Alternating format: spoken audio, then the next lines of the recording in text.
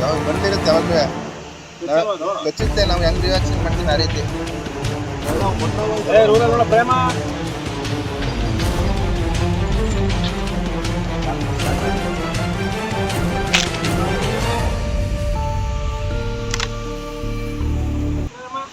Hi friend, ಎಲ್ಲರಿಗೂ ನಮಸ್ಕಾರ. ಇವಾಗ ಹುತ್ತುವಳ್ಳಿ ಗ್ರಾಮಾಂತರ ಸ್ಟೇಷನಿಂದ ಒಂದು ಹಾವು ಸಂರಕ್ಷಣೆ ಮಾಡ್ಕೊಂಡು ಬಂದಿದ್ದೀವಿ ಫ್ರೆಂಡ್. ಅದು ಬಂದ್ಬಿಟ್ಟು ಅದು ಮಣ್ಣವು ಅಂತ ಇದು ಫೀಮೇಲ್. ಇದು ನೋಡಿ, ಫೀಮೇಲ್. ಇದು ಯಾವಾಗಲೂ ಮಣ್ಣಲ್ಲೇ ವಾಸ ಹೋಗೋದು.